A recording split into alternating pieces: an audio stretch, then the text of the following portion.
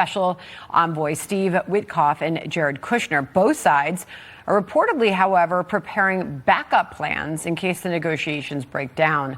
Let's bring in former CENTCOM Deputy Commander Vice Admiral Robert Harward. Welcome to you, sir. Admiral, so do please share with us your thoughts on these talks and where this is all heading.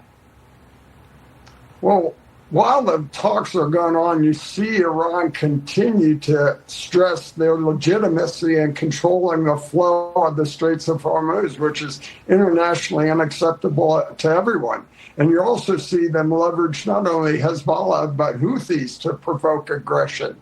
So you either that's to provoke them and strengthen their position of negotiations, or illustrates a divide between those doing the negotiations and what the IRG objectives are.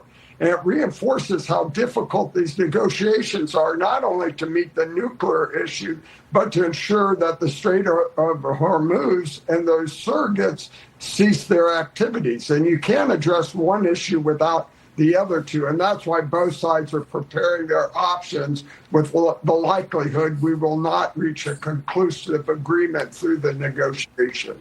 So to your point, Admiral, it's John here. Good to see you again. The president has been briefed on options for a return to all-out war. He was asked about that earlier today. This is what he said. I think they've come a long way. We hit them very hard last week.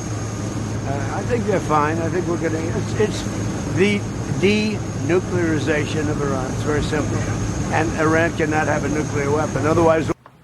So the president has chosen diplomacy for the moment, but a lot of military folks that we talk to say that the only way to deal with the IRGC is to go at them with the full force of the U.S. military, either take them down or teach them such a punishing lesson that they capitulate.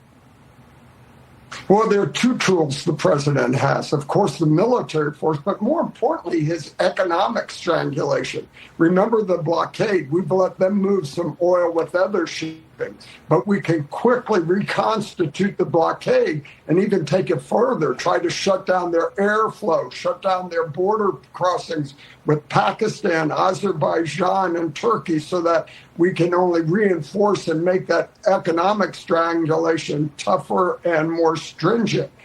So add that with additional strikes against the IRGC, identifying the members going after them. Those are the tools he has available to act against the IRGC, and I believe those are the actions he'll take should he not lose patience with the negotiations. Okay, so as far as, you know, an impetus to act in a more military way rather than just relying on diplomacy, this is J.D. Vance. These are the remarks he made on specifically that earlier today. Listen here, Admiral.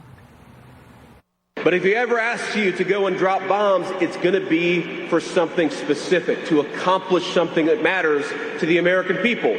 We dropped some bombs a couple of days ago. You know why? Because the Iranians were shooting at commercial ships. So we dropped some bombs, we applied some leverage, and we've had free commercial transit for the last 3 days. So what does that message tell you, Admiral?